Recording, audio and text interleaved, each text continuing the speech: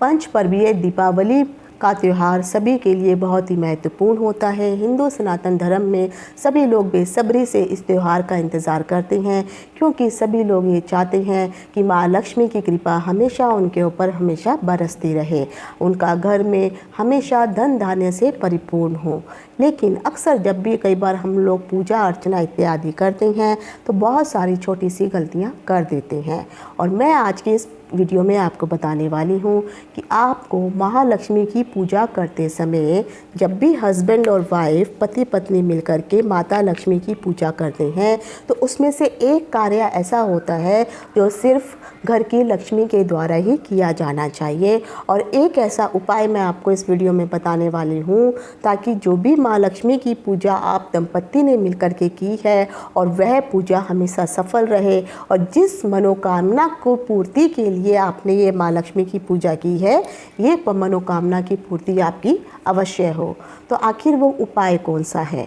और क्योंकि जब भी आप लक्ष्मी पूजन करते हैं कुछ लोग जो है अपने हिसाब से ही लक्ष्मी पूजा करते हैं, कुछ लोग पंडितों को बुला करके भी लक्ष्मी का पूजन करते हैं। तो अगर आप किसी पंडित को बुला करके लक्ष्मी पूजन करते हैं उस समय भी जो भी घर की लक्ष्मी है उसके द्वारा एक पूजा अवश्य की जानी चाहिए। आखिर वो पूजा होती कौन सी है? और अगर आप पंडित को नहीं बुलाते हैं और खुद ही पुस्तक में से या आप हर साल जिस प्रकार से पूजा करते आए हैं उसी के अनुसार अगर आप पूजा कर रहे हैं तो इस बार थोड़ा सा पूजा का विधान आप बदलिए, और घर की लक्ष्मी के साथ साथ जब भी पति और पत्नी दोनों मिलकर ये पूजा करें तो ये कार्य घर की लक्ष्मी के द्वारा अवश्य किया जाना चाहिए। तो आखिर वह कौन सा कार्य है और वो कौन सा उपाय है जिसके करने से आपके घर में हमेशा लक्ष्मी का वास बना रहेगा? तो मैं डिम्पल शांडिल्या ज्योतिष सतह ज्ञान सागर के माध्यम से अपने सभी नए और पुराने दर्शकों का हार्दिक स्वागत करती हूँ। नमस्कार। तेरे जाप के बिना चले ये सांस किस तरह, मेरा कर्म तू ही जाने क्या बुरा है क्या भला, तेरे रास्ते पे मैं तो आंख मूंद के चला, तेरे नाम की जोत ने सारा हर लिया तमस मेरा। नमो नमो जी शंकरा भोलेनाथ शंकरा जय त्रिलोकनाथ शंभु हे शिवाय शंकरा। ज्योतिष में श्रद्धा, आस्था और विश्वास रखने वाले सभी दर्शकों का मेरे इस YouTube चैनल ज्योतिष सतह ज्ञान सागर में आप सबका हार्दिक स्वागत करती हूँ। मेरे इस चैनल को सब्सक्राइब करिए, बेल आइकन के बटन को प्रेस करिए ताकि आने वाली सभी नोटिफिकेशन आपको मिलती रहें। वीडियो पसंद आने पर इसको लाइक और शेयर करना ना भूलें। वीडियो को देखने के लिए आप सभी का तहे दिल से शुक्रिया। हालांकि 23 तारीख से दीपावली का त्यौहार शुरू हो रहा है और यह 24 तारीख तक रहने वाला है। तो इस दिन जो है एक दिन का क्षय होने के कारण जो त्यौहार 3 दिन मनाया जाना चाहिए वह त्यौहार अब 2 दिन ही मनाया जाएगा। इसके बारे में क्या डिटेल है, क्या इसके पीछे का कारण है, ये मैं आपको अपने पिछले वीडियो में बहुत ही व्यापक रूप से समझा चुकी हूँ। और अगर आप व्हाइट बोर्ड पे देख रहे हैं तो यहाँ पे डेट्स दे के रखी हुई हैं, आप उसी के अनुसार अपनी पूजा अर्चना और जो भी आप क्रियाकलाप करते हैं इन मुहूर्तों के अनुसार और समय के अनुसार कर सकते हैं। संध्या के समय जब आप लोग दंपत्ति मिलकर के माँ लक्ष्मी की पूजा करने बैठते हैं उस समय पूजा की जो भी सारी सामग्री है वो तो आपके पास होनी ही चाहिए। साथ ही साथ जो उपाय मैं आपको एक बताने वाली हूँ, इस उपाय के लिए आपको मार्केट में जा कर के एक नाग केसर होता है। नाग केसर एक प्रकार का छोटा सा फल होता है। ये अगर आप किसी भी पंसारी की दुकान में जाएंगे तो वहाँ से आपको नाग केसर अवश्य मिल जाएगा। कुछ लोगों का कहना है कि नाग केसर आप रख सकते हैं, कुछ लोग मोती रखने को बोलते हैं, कुछ लोग जो है सिंघाड़ा हो गया और फिर आपका फल हो गया, नारियल का फल हो गया और शंख हो गया और छोटी सी सीपियाँ होती हैं वो कोड़ियाँ हो गई। तो ये सब चीज़ें जो हैं माँ लक्ष्मी की पूजा में अवश्य रखनी चाहिए और ये महत्वपूर्ण भी होती हैं। लेकिन जो मैं आपको उपाय बता रही हूँ नाग केसर का, इस उपाय को आपको ज़रूर करना है। तो जब भी दंपत्ति मिलकर के घर में पूजा अर्चना शुरू करते हैं माँ लक्ष्मी की, एक तो आप शुभ मुहूर्त में बैठ करके पूजा करेंगे। अगर पंडित के द्वारा आपके घर में पूजा करवाई जा रही है तो पंडित सिर्फ आपका जो पंडित है वह मंत्रों का उच्चारण करता रहेगा और आप दोनों हस्बैंड वाइफ मिल कर के ही जो भी पूजा कर रहे हैं लक्ष्मी की, वो पूजा लक्ष्मी और गणेश की जो पूजा है वो करेंगे।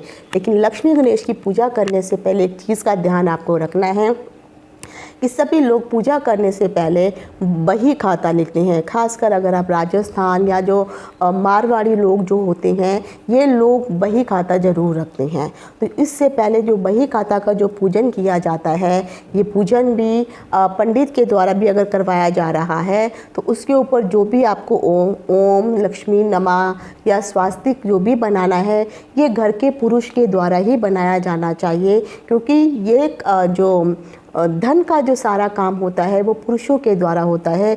इसीलिए जब आप बही खाते की पूजा करेंगे तो उसके ऊपर जो चीज़ भी आप लिखेंगे सिर्फ आप ही के द्वारा लिखी जानी चाहिए, और वह लिखने से पहले आपको मोर पंख का इस्तेमाल करना है। अगर आपके पास मोर पंख नहीं है तो आप जो अनार होता है, अनार की जो कलम होती है, अनार की एक डंडी तोड़िए, उसकी एक कलम बनाइए, क्योंकि अनार भी लक्ष्मी को प्रिय है और अनार लक्ष्मी का फल भी है। तो इसलिए अनार की लकड़ी से ही आपको जो अष्टगंध होता है, अष्टगंध के द्वारा ही उस जो आपका बही खाता है उसके ऊपर स्वास्तिक, शुभ लाभ, ओम, गणेश और महालक्ष्मी, इनका चित्र बना करके इनके जो सिंबल्स होते हैं वो घर के पुरुष के द्वारा ही बनाए जाने चाहिए।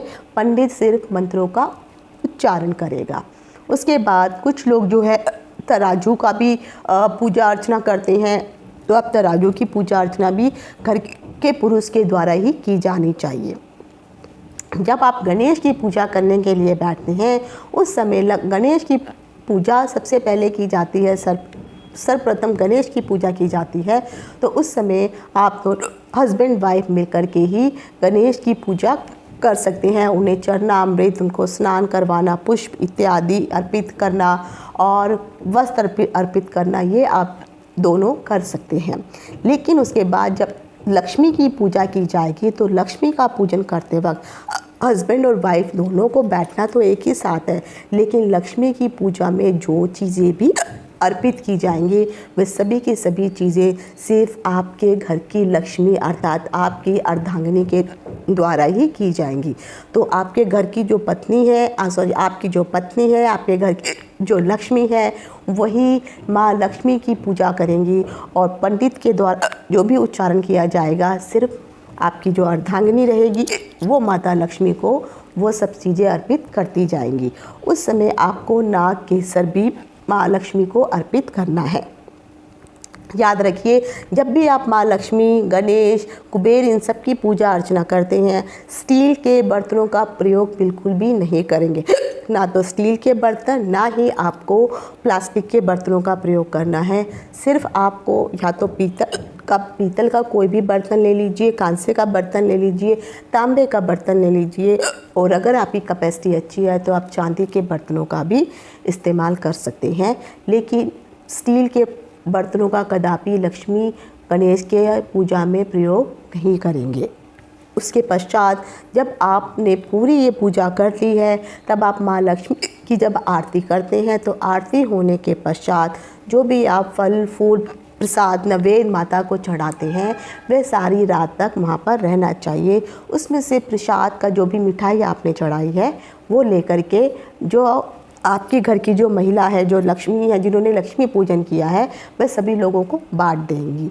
जब अगले दिन जब सुबह का समय होता है उस समय आपको वो जो नाग केसर है वो आपको उठा लेना है, और वो नाग केसर को ध्यान रखिए, एक तो सुबह का समय होना चाहिए, आप दोबारा से सब स्नान इत्यादि करेंगी और स्नान करने के पश्चात ही आपको ये कार्य करना है।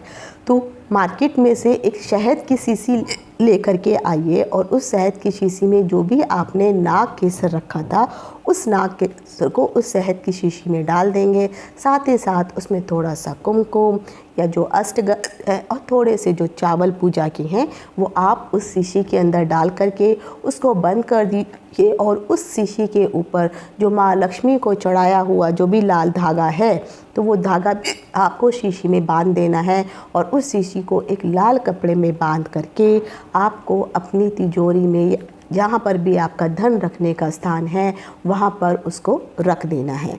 याद रखिए कि जब आप ये काम कर रहे होंगे उस समय सूरज की रोशनी जो है उस शीशी के ऊपर नहीं पड़नी चाहिए और ना ही कोई व्यक्ति आपको इस कार्य को करते हुए देख सके। तो उस हिसाब से आप इस काम को करेंगे। तो सुबह के वक्त आप इस कार्य को करिए और फिर याद रखिए जब भी आपने जब ये काम कर लिया है उसके पश्चात जो भी आपके लक्ष्मी पूजन का जो भी सामान होता है, आपकी पिछले साल की जो भी पुरानी लक्ष्मी और गणेश की मूर्तियां हैं उन मूर्तियों को आप निकाल देंगे और जो नई मूर्तियां हैं वो दोबारा वहां पर स्थापित कर देंगे जहां पर आपने पुरानी मूर्तियां रखी हुई थी। और फिर जो भी आपने सामान पूजा में यूज़ किया था सिर्फ नैवेद्य यानी फल फ्रूट और प्रसाद को हटा करके और जो भी दक्षिणा वहाँ रखी थी वो सब निकालने के पश्चात वो सभी जो है आप किसी मंदिर में दान दे देंगे और बाकी सभी चीज़ों का माता लक्ष्मी और गणेश की प्रतिमा के साथ जो भी फूल इत्यादि चढ़ाए गए थे उन सब का अगले दिन जा कर के साफ पानी में उनका निमज्जन कर देंगे या उनका विसर्जन कर देंगे। तो यह आपको करना है और जो आपने धन की तिजोरी में जो मैंने आपको उपाय करके बोला है वो आप करेंगे। लेकिन याद रखिए इस उपाय को सक्सेस होने में जो है 1 से 1.5 से 2 महीने अवश्य लगते हैं, लेकिन इसका मतलब ये नहीं है कि आपकी लॉटरी लग जाएगी। हाँ, ये उपाय जो है आपके लिए सफलता की चाबी ज़रूर खोलेगा। आपके घर में धन से संबंधित कुछ भी कोई भी दिक्कतें हो रही हैं वो धीरे धीरे समाप्त होनी शुरू हो जाएंगी। लेकिन घर की महिलाओं को एक चीज़ ध्यान ज़रूर रखनी है कि जब भी आप ये सामान को वहाँ रखते हैं और जब आप महीना आपको होता है यानी जब आप रजस्वला के समय में आप उस तिजोरी को नहीं छुएंगी। तो उस तिजोरी में से भी अगर आपको धन निकालना होता है तो आप अपने हस्बैंड को या अपने परिवार के किसी अन्य सदस्य को बोल सकते हैं। लेकिन महामारी के समय में आप 5 दिनों तक उस तिजोरी में हाथ नहीं लगाएंगे, नहीं तो फिर वो सूतक हो जाता है और फिर जो उपाय आपने किया है फिर उस उपाय का फल आपको मिलना बंद हो जाता है। तो आशा करती हूँ दिवाली से संबंधित जो मैंने आपको जानकारी दी है आपको पसंद आई होगी। इस उपाय को अवश्य कीजिए। मेरी तरफ से आप सभी को दीपावली की हार्दिक शुभकामनाएं।